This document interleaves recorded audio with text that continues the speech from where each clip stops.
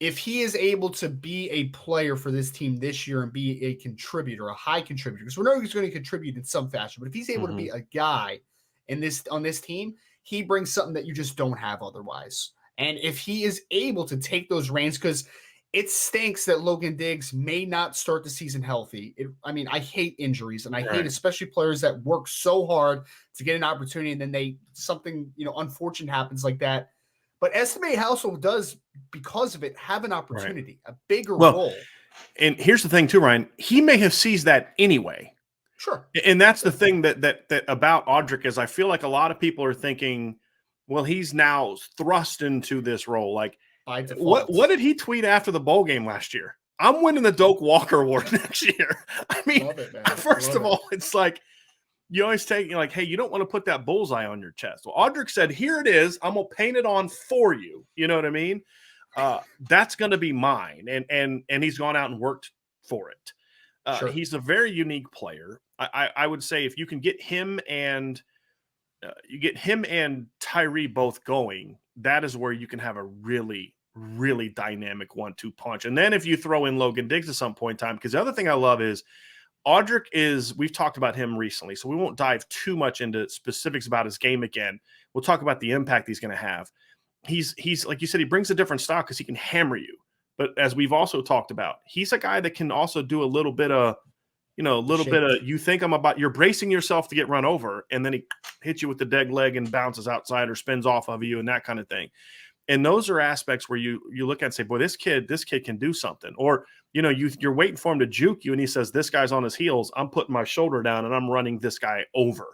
Right. And he brings that. And then all of a sudden, you go 20-21 personnel, and you put Chris Tyree in the slot, and you run a jet motion, and you're like, okay, are they handing the ball off to Chris Tyree? Are they about to have this 230-pound monster coming right at me?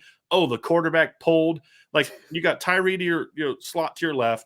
You got Audric Estime to your left in the backfield. You run Chris Tyree on a jet motion, and then you're faking the read zone. So pre-snap, you've had to deal with Tyree, Estime, Buckner, all going in 3 different directions. That's a normal part of the offense.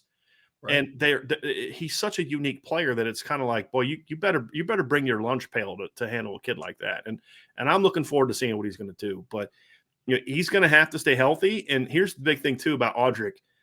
Here's where the injury to Diggs, to me, puts the most pressure on him. It's not carrying the football. It's not catching the football. He's going to have to step up and be a really effective pass pro guy. Now, the first time, he's 6'1", 230 pounds. It's not about size and strength. It's about, do you know who to block?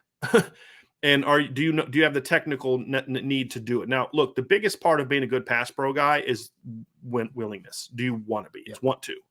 So, yes, I think he's going to want to. Then after that, it's, okay, you're a taller back. Are you able to sink your hips? Are you able to do this? Are you able to kind of step up and know that, hey, it's not just blocking this guy. I got to meet him in the hole to make sure that my quarterback's I'm not engaging that guy. Because what would happen last year, even sometimes with Kyron Williams, is he would step up and stand right in front of the quarterback and block a guy. Mm-hmm. And it looks like an effective block, but it really wasn't, because now the quarterback's got this engagement happening right in front of his face. Right. And so it's all of those things that go into it. And I mean, every running back does that at times. Kyron didn't do it often as he got older. Chris Tyree will do it. Other backs will do it. It's about all of it, the technical part, knowing that I'm reading inside out on this blitz. I may get this guy, I may get that guy. What happens if they both come? Okay, I got to take the near. I mean, there's all types of different things that you have to understand. He's going to have to do that now. Sure. And honestly, that's where I was most curious to see his role, because I had made the case in the spring that if he emerges as a pass pro guy, he could end up being the third down back. Just because you put him in there, and because you don't want to have your tight end in max pro, you want to have him out. Well, you put this 230-pound monster in the backfield that's physical, and if he can step up and be a great pass pro guy, gives you a lot you can do with your third down. And here's the other thought: he checks out and swings out because nobody comes, and all of a sudden you've just got him a swing pass in space on 3rd and 5 running downhill. Yes. Good luck. Good luck. You know what I mean? Those are the things I look at and say, there's a lot he can bring to the table to this offense if he can be an all-around back. And that's the biggest concern I have, Ryan. And that's where the youth aspect of it comes into play in a pro-style offense. Mm-hmm.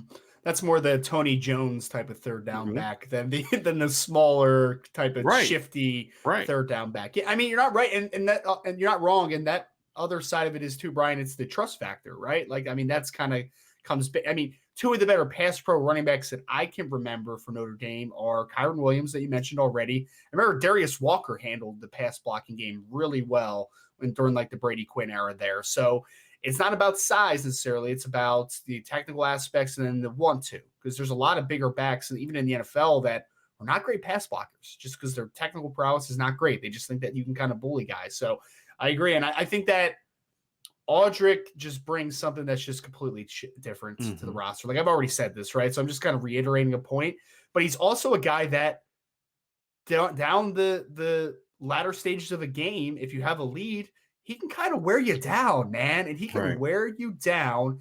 And talk about goal. This is my biggest worry right now, Brian. Honestly, I'll be completely transparent about this.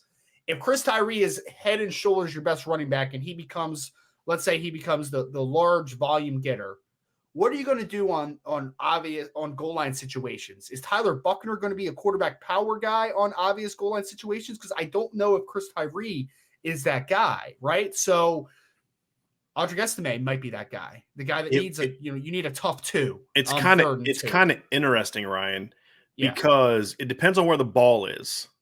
sure. Because look, inside the 2, if you have a good offensive line, sometimes I think there's value to having a guy like Chris Tyree, because he can just kind of get low and just kind Hide. of get behind him, right? Yeah. In a lot of instances, that's not going to be as effective, especially against better defenses, right? Like, Sure. but what I'll say is, Dylan McCullough this is where hiring D McCullough helps you, because, and I think Lance Taylor would have been able to do this as well. This isn't saying instead of Lance Taylor. It means once Lance left, hiring Dylan McCullough was a good hire, because Lance brought some NFL aspects to the table. And I think Coach McCullough does as well. And what I mean by that is, in the NFL, everything is so situational, right? And you've got you're this guy, you're the third down back, you're this, you're that, you're this other thing, right? Yeah. And in college, we're seeing them kind of come around to it to a degree slowly, but like it's been a thing in the NFL for 15 years. I mean, go back to Kevin Falk made a 10+ year career just being a third down back. Darren Sproles has been that guy, right? And so there is I think the opportunity for that in college.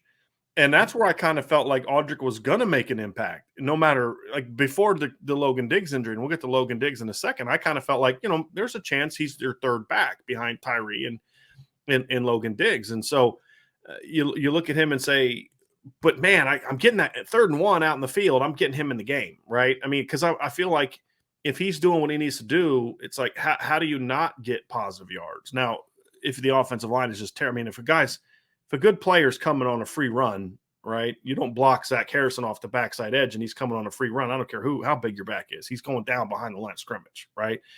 But as long as your offensive line does his job, he's going to get you at least 2 yards, right? So I definitely think that role is there, Ryan. And I would say if you get inside the 10, he's my back. I mean, that's just kind of how I feel about it. He's my back because, and that's it. We've seen that before, right? Like some guys are just, kind of the get you their backs, and then you put someone else in, and that guy gets you in the end zone. And I'm okay with that. And look, Chris Tyree's going to get enough touchdowns from, the 40 that, you can have Estime play that role. The other part of it too, Ryan, is not just the effectiveness, but those are the scenarios where your back is taking the biggest pounding, 3rd and 2.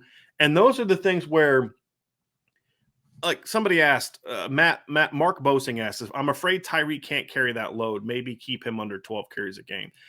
I disagree. I think Chris Tyree can be a modern day every down back, because you just don't see guys carrying the ball 20+ times a game. Kenneth Walker did it, Breece Hall did it, but there's a lot of examples of lead backs that didn't do that because you had a rotation. I've made this point before. The first year that Georgia had their breakout under Kirby Smart, 2017, they had 2 great backs, and their biggest back, Nick Chubb, who's a monster. Yeah. He had 20+ carries in 1 game in 15 games, right? I mean, it's just not something that you see necessarily as much as you used to, other than teams are just run it all the time. Kenneth Walkers, Breece Halls, you just don't see it as much. I think Chris Tyree can give me 15 carries a game and maybe 4 or 5 catches a game if you're smart with those. Now, I don't think I necessarily would have him carrying 20. To me, I'm care more about the touches. And my thing with him is that's a 15 touch a game kid, in my opinion. Your Tyree needs to be a 15 touch a game guy, unless he stops himself from being a 15 touch guy. What does that mean? He goes 70. That's how he can take himself out of it, right? That's what I mean by that. But the thing is okay, so we'll get him his touches, but how can we eliminate some of the wear and tear on, okay, don't put him in the game in 3rd and 1 where it's you're going to be running in and people are jumping on your legs and twisting up. And look, I don't care. The bottom of piles are still dangerous places to be, okay, because cameras aren't there. Guys laying on top of them, all that kind of stuff. Okay, take him out of those things where Audric Estime's body is better suited for that, and his game is better suited for that. So those are areas where you can protect Chris Tyree without protecting him from a sort of a pitch count, if that makes sense. So that's where I think that when you talk about these roles, those are things that I think Coach McCullough has talked about wanting to do, having guys that have different roles. He said something to Sean when we interviewed him at the press conference where it was like, there's like 8 or 9 different roles for running back. I'm like, well, okay, I can get you to 5. You know what I mean? Like, can you? I'm thinking right now. It's all right. Goal line, 3rd down. Yeah, pass pro, slot receiver. Sure. You're talking about like okay. Yeah, I mean those are all. I think that's the only way I can get to 8. Right? Is if you're doing that. But the point being that he views as, hey, if this guy can only do this, then you know what? We're going to use him to do that. And I think that's good coaching. And I'm hoping that's what we see from the backs this year. Look what he just did in Kansas City. I mean, when they won the Super Bowl with him, right? He was Damian Williams was the player in that game. You're for like that was a patchwork group of running backs that he put together that year. That's my point. Is that like one game to the next, it could be a different guy, right? And that's a big. I really think that the running back unit on that team in general, that Chiefs Super Bowl team, was a very underrated position because everyone want to talk about Patrick Mahomes, and for good reason. He's the best quarterback in the NFL.